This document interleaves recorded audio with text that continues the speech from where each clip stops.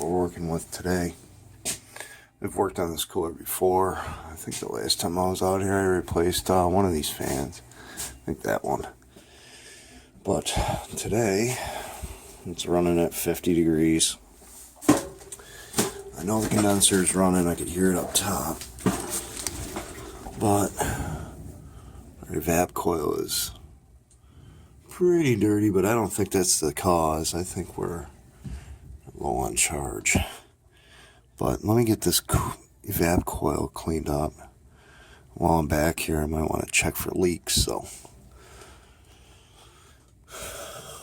you can see it's pretty dirty. All cardboard box stuff, you know. Dust. Well, let me get that cleaned up real quick. I'll brush it off and then spray it with some evap cleaner. You got that coil cleaned downstairs. Just brushed it off, took the evaporator cleaner, and just kind of sprayed it out up here. That coil, I don't know if you notice. You can still see through it, but it needs cleaning, and I'll go over there and show you. But one thing I do as soon as I get here every time, the time's wrong, so, but let me mark really quick. I'm gonna mark my time clock, make sure that's working right. So I do that first thing on any refrigeration system, just to ensure my time clock's working. So I'll mark it by the time I get done with half an hour's worth of work. If it doesn't move in a half an hour, I know the time clock's bad. So one of the first things I do all the time. But as you can see, I got oil staining all up here, oil staining down there. So we're going to try to find a leak in the system. I think, I can't remember if we replaced this or not.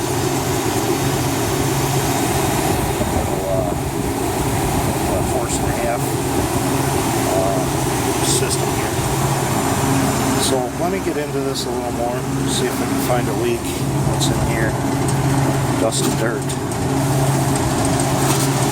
So I think last year I replaced a condenser fan on there. So this thing probably needs a little charge. I mean, I don't have, if you look at the sight glass, I don't know if you can tell.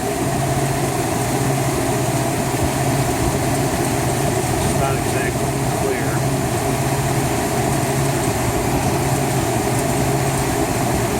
It looks a little low, but I got a hot box, so if I got a hot box, my TXV is open all the way. I'm gonna have a little bubbles in the glass. This one's not too bad, but let me see if I can find a leak over here. I don't know if that's from before or I don't know. I gotta get the leak detector on it. Got the leak down here. I tested all around here. Where I got that oil staining, and I'm not hitting anything, nothing. But one thing I didn't see, you know, I tested all my fittings down here, then I got up here, tested this, but right there, hit it right there on the pressure wire for my pressure control. Right there. Right at that pressure control. It was laying against that. What is that? Oh, that's my receiver. But yeah, if you look, it just chafed it. Right there. I don't know if you can see, but it's right there. So I need a new pressure control. See if there's any other leaks down here. Because I started hitting it right here. I'm like, it doesn't look like it's leaking there. So then I seen that, and it's just like, the detector goes nuts. think this system's R22. Not sure. I'm assuming it's R22. But I might change it over. Got mineral oil in here.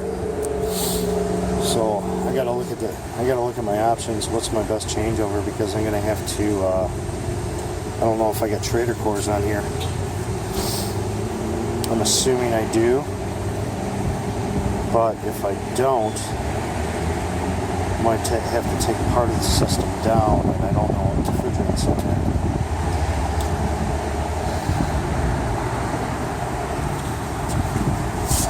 Since my tag is not legible,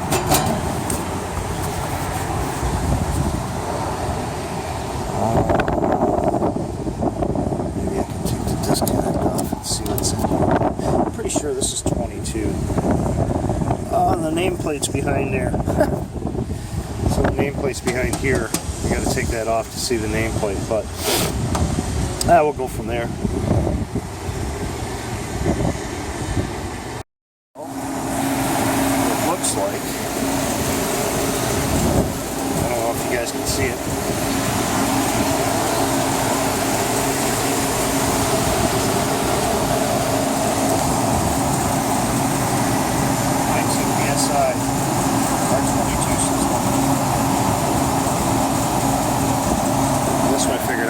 Stamped on the side, R22 with mineral oil. So I got to get these people some cooling for the cooler. So, and it looks like right now, because my sight glass is like that, it looks like just the headmaster's taking over. So let's charge this thing up a little and see if I get proper pressure out of it. Okay, let's see. I put roughly 2 pounds in. Brought my pressure up. Now, my sight glass has even more bubbles, so that headmaster over there, we're just bypassing the condenser to keep the head pressure up. So this thing's still a little low. I gotta get this thing. Get a little higher here. Then I went from 123 pounds of head pressure up to 168. Let me give it another pound.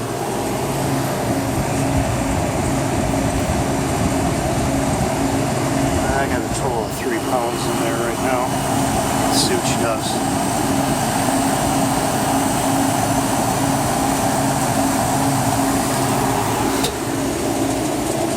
Sight glass.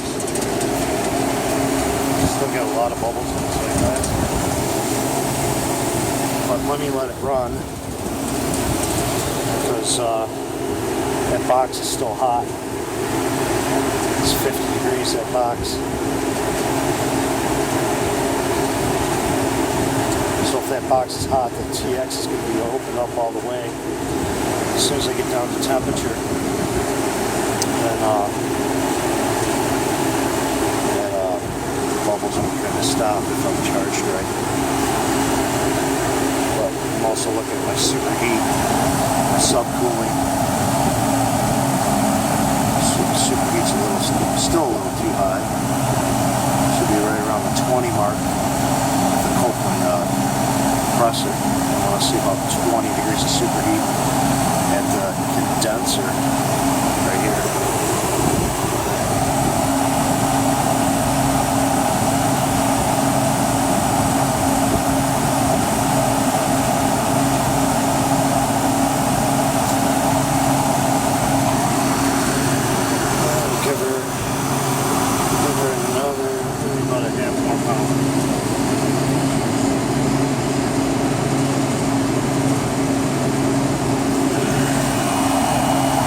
Let's let it do what it's got to do. Well, got the box down to almost temperature. It's almost down to 40 degrees. And I had to stick 6 pounds in this thing to get it guys. One thing I was noticing though is I was taking some temperatures at the TXV. My outlet line of the TXV and the suction line. I'm getting really strange. The superheat's varying from absolutely almost nothing to roughly 13 or 14. It's really, the TXV is really kind of hot up and down. I gotta look at that a little more. I'm gonna bring a TXV out here just in case I need it.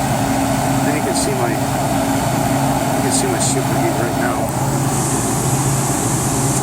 They're up and down, up and down.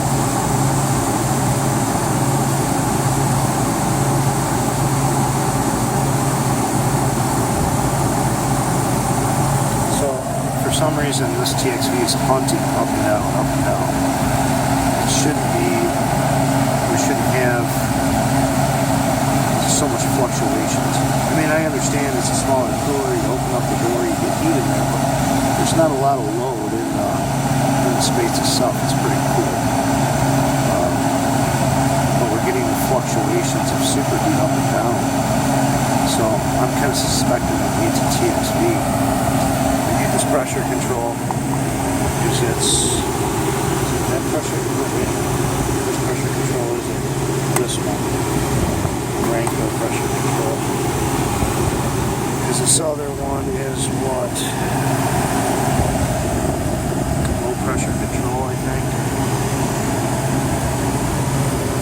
And Rango is, no.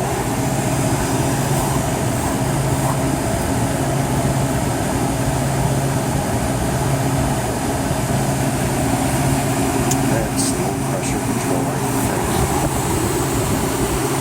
So I got to get that ordered up, and I got to get out here and replace right here this one.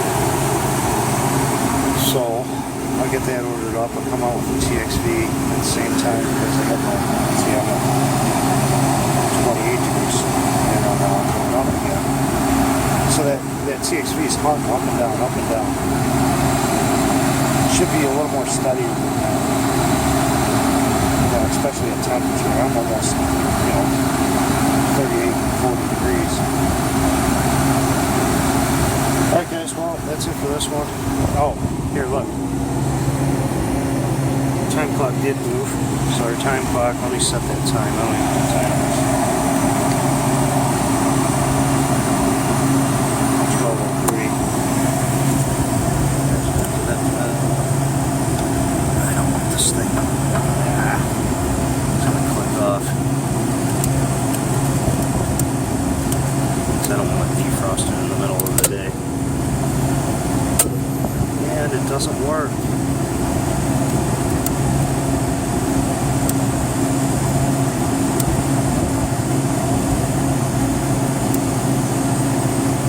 Yeah, right there. Alright guys. We'll see you on the next one. Like and subscribe. Hopefully I can get a return trip on this one. That'd be great.